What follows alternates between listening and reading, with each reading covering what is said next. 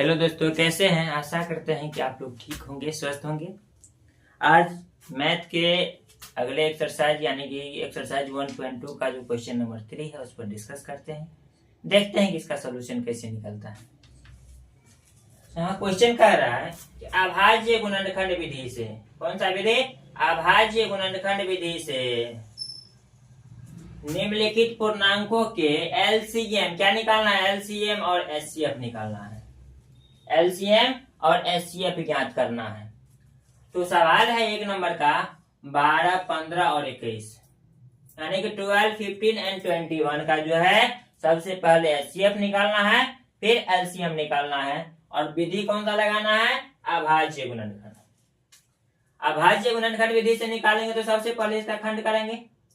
किसका? 12 का खंड करेंगे। तो 2 से लगाएंगे तो 6, फिर 2 से लगाएंगे 3, फिर 3 से लगाएंगे तो 1 यानी कि 12 का खंड किए, फिर 15 का भी अभाज्य गुणनखंड करेंगे। इसमें 2 से लगेगा नहीं तो 3 से, 3 5 जा 15 और इसमें फिर 5 से 5 1 जा 5 है ना। इसके बाद 21 बचा हुआ, क्या है? 21 है।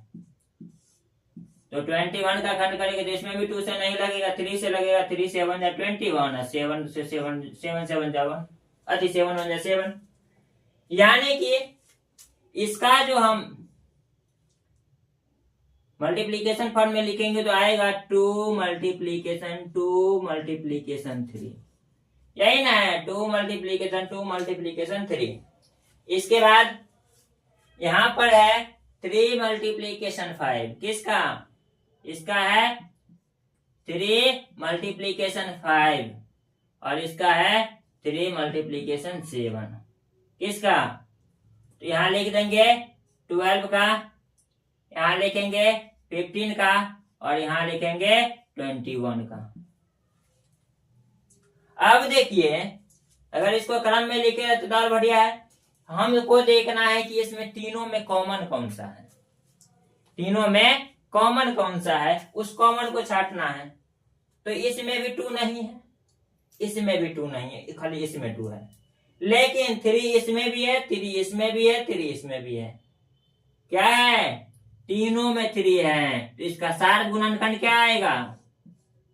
सार गुणनखंड क्या आएगा?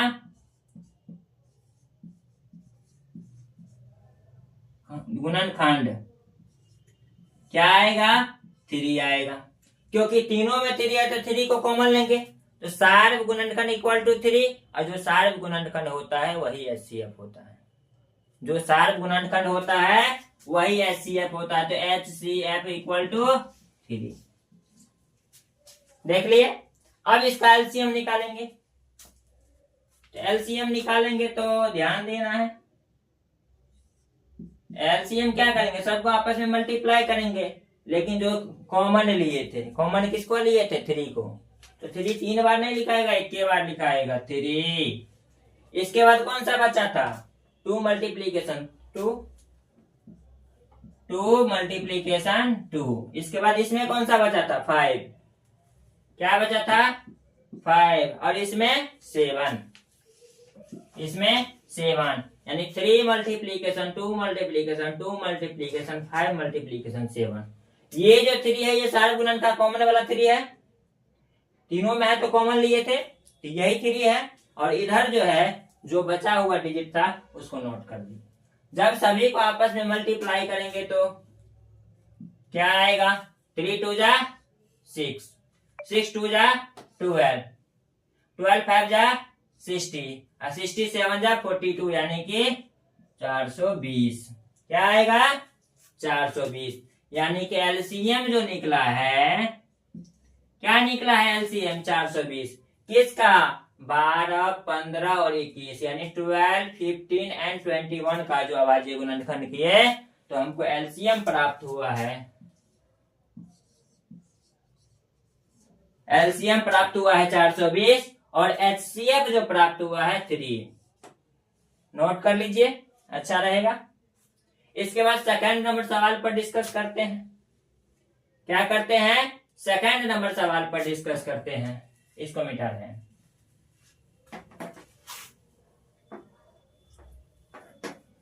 सेकेंड नंबर का सवाल कहता है 17, 23 और 21 का क्या करना है। 17, 23, 21, 1 नहीं था या 9 था, मिस्टेक हुआ था लिखने में, 1 नहीं था 9 था।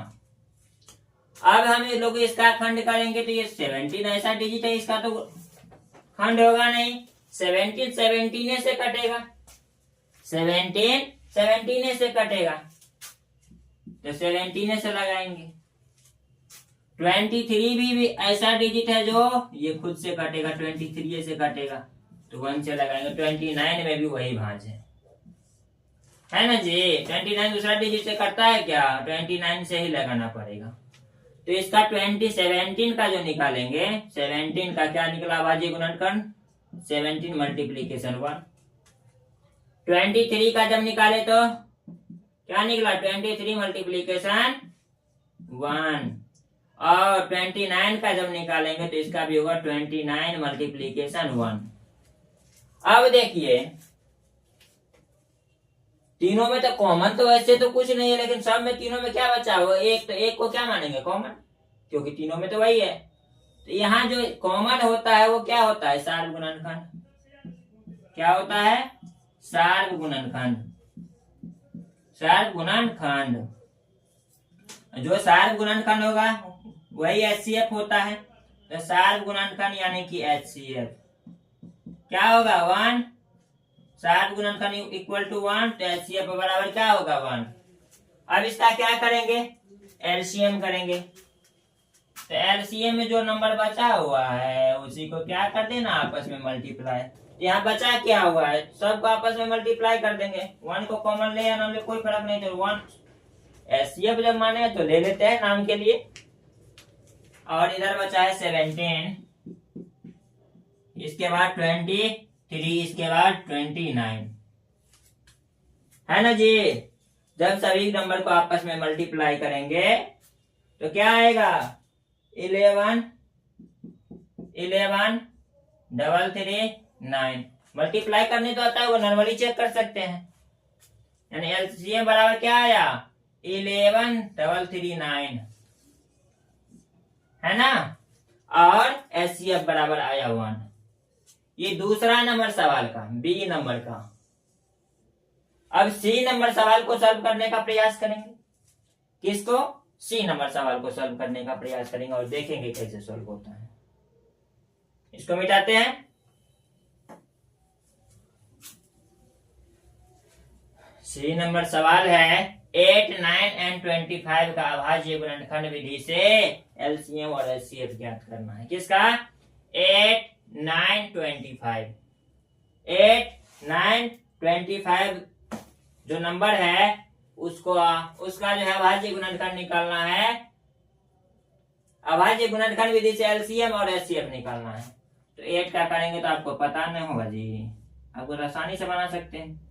2 से 8 में लगाएंगे 4, फिर 2 से 4 में लगाएंगे तो 2, फिर 2 से लगाएंगे तो 1। यानी कि 8 बराबर 8 का खंड किए तो 2 मल्टीप्लीकेशन 2 मल्टीप्लीकेशन 2। इसके बाद किसका करेंगे, 9 का। 9 में 2 से 9 में लगेगा, नहीं लगेगा तो 3 से लगाएंगे, 3 3 या 9, फिर 3 से लगाएंगे 1। यानी कि 9 का जब निकाले तो क्या निकला, 3 मल्टीप्लीकेशन 3। और 25 का निकाल रहे हैं। 25 को जो सॉल्यूशन का सॉल्व करते हैं तो यहाँ 2 से नहीं लगेगा, 3 से नहीं लगेगा, लगेगा किससे, 5 से। 5 5 या 25। तो यहाँ पर 25 का क्या होगा, 25 का 5 मल्टीप्लीकेशन 5। अब यहाँ पर कुछ झमेला लगता है आपको, कुछ झमेला तो जरूर लगता है। इसमें कॉमन तो तीनों में ऐसा कोई डिजिट ही नहीं जो तीनों में कॉमन है, लेकिन ये जो 1 बचा ये तो कॉमन है। तो मल्टीप्लीकेशन में जैसे इससे पहले वाले सवाल में कहते वैसे में इसमें भी कर देंगे और तीनों को कॉमन मान के सार्व गुणनखंड नोट कर देंगे। सार्व गुणनखंड, सार्व गुणनखंड नोट कर देंगे। और सार्व गुणनखंड इक्वल टू कितना होगा, 1। तो HCF बराबर क्या होगा, 1 है ना जी। अब सभी का एलसीएम निकालेंगे, एलसीएम निकालेंगे। एलसीएम किसका किसका निकालना पड़ेगा, सभी नंबर को आपस में मल्टीप्लाई कर दो, सभी नंबर को मल्टीप्लाई कर देना है। आज जब करेंगे तो इसके बाद इधर बचा डबल 3, इधर डबल 5,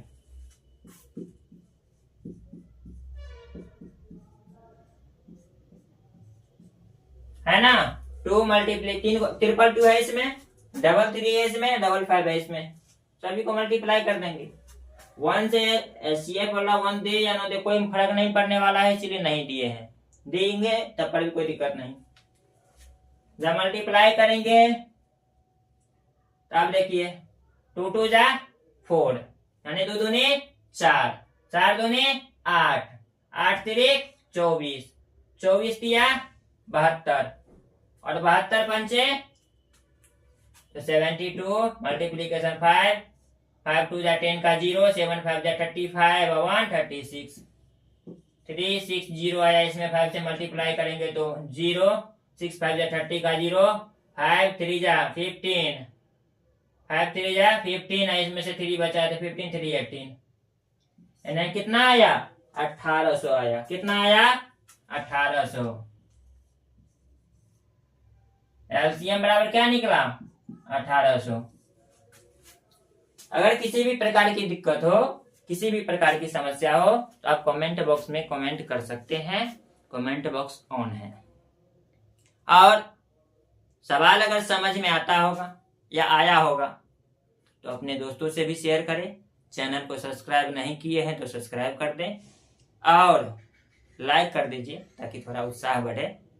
मिलते हैं फिर अगली क्लास के साथ, तब तक जय हिंद जय भारत।